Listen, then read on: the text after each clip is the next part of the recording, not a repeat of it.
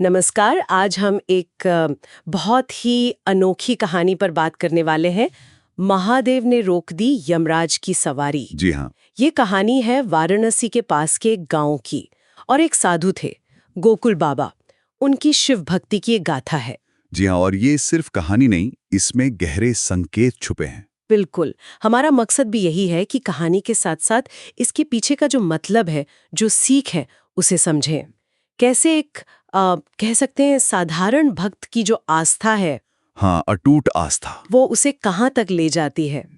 तो कहानी शुरू होती है गोकुल बाबा से। बहुत ही सरल जीवन। एकदम सादा। हाँ, गांव के बाहर एक पीपल का पेड़ था, बस उसी के नीचे उनका ठिकाना। ना कोई घर, ना परिवार, कुछ नहीं। बस दिन रात ओम नमः शिवाय, इसी मंत्र का जाप। पूरा जीवन जैसे शिवजी के नाम। और यहीं पर निष्काम भक्ति का जो कॉन्सेप्ट है वो सामने आता है। मतलब ऐसी भक्ति जहां आप कुछ मांग नहीं रहे, कोई फल की इच्छा नहीं है। हाँ, बस प्रेम है, समर्पण है। बस ईश्वर में लीन है। गोकुल बाबा का जीवन बिल्कुल ऐसा ही था, सांसारिक इच्छाओं से एकदम परे। और शास्त्रों में भी ऐसी भक्ति को मतलब बहुत ऊंचा दर्जा दिया गया, बहुत शक्तिशाली माना गया है। सही कहा। और देखिए ना, उनकी भक्ति की गहराई तब पता चलती है जब उन्हें आभास होता है कि भाई अब उनका अंतिम समय आ गया है। हाँ। तो वो कोई आम प्रार्थना नहीं करते। वो सीधे शिवजी से बात करते हैं। कहते हैं, प्रभु जब अंत समय हो मेरा, तो यमराज को मत भेजिएगा, सीधे आप खुद आइएगा मुझे लेने। आप सोचिए ये कितनी कितनी बड़ी बात है, कितनी अलग प्रार्थना है। ये असाधारण है बिल्कुल। क्योंकि देखिए, हिंदू मान्यताओं में तो जीवन मृत्यु का चक्र यमराज ही संभालते हैं, वही प्राण देकर जाते हैं। ये एक तरह का नियम है, विधान है। हाँ, स्थापित नियम है। ऐसे में यमराज को ही आने से रोकना, ये गोकुल बाबा का शिव पर जो अटूट विश्वास था उसको दिखाता है। उन्हें पक्का यकीन था कि उनके शिव ये कर सकते हैं, वो इस विधान को भी उनके लिए बदल देंगे।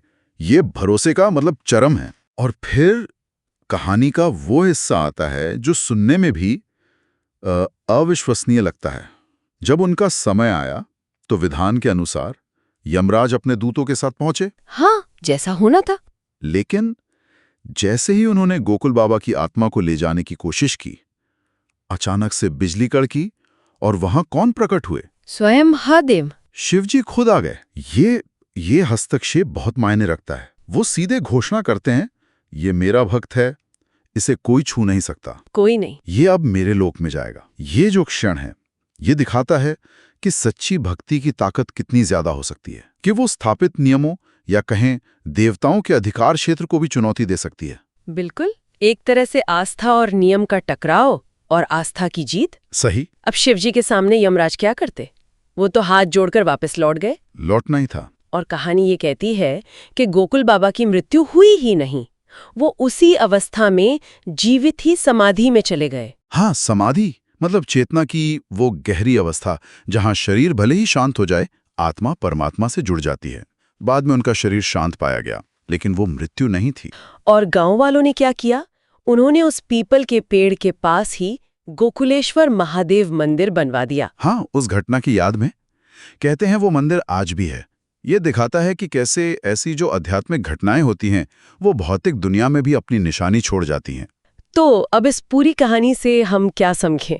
मतलब एक तो ये बात साफ है कि भगवान शिव अपने सच्चे भक्तों की रक्षा करते हैं ना, यहाँ तक कि यमराज से भी। हाँ, वो तो स्पष्ट है। लेकिन क्या बात सिर्फ इतनी है, या ये कहानी हमें कर्म और नियति के जो सिद्धांत हैं उनके बारे में भी कुछ सोचने पर मजबूर करती है? ये गहरा सवाल है। हाँ, क्योंकि देखिए, पारंपरिक तौर पर तो हम मानते हैं कि कर्मों का फल मिलता है, मृत्यु निश्चित है। लेकिन यहाँ क्या हो रहा है? यहाँ एक व्यक्ति की तीव्र निष्काम भक्ति उस नियति को बदलती हुई दिख रही है। सही। तो ये ईश्वर और भक्त के बीच का जो सीधा निजी रिश्ता है, उसकी ताकत को दिखाता है। एक ऐसा रिश्ता जो शायद ब्रह्मांड के स्थापित नियमों या प्रक्रियाओं से भी ऊपर जा सकता है। तो क्या ये कहानी ये भी सवाल उठाती है कि व्यक्ति की जो चेतना है, उसका जो समर्पण है, क्या वो भौतिक अस्तित्व की सीमाओं को पार कर सकता है? बिल्कुल, यही प्रश्न है। क्या आस्था और समर्पण में इतनी शक्ति है कि वो प्रकृति के नियमों को, भौतिक जगत की सीमाओं को लांघ सके? क्या भक्ति में वो ताकत है जो ज्ञात विधान को भी मोड़ दे? और यही वो विचार है जो हमें सोचने पर मजबूर करता है। क्या सच्ची निष्काम भक्ति सच में एक ऐसी शक्ति है जो अस्तित्व के स्थापित नियमों से परे काम कर सकती है? इसी सवाल के साथ आज की ये चर्चा यहीं समाप्त करते हैं।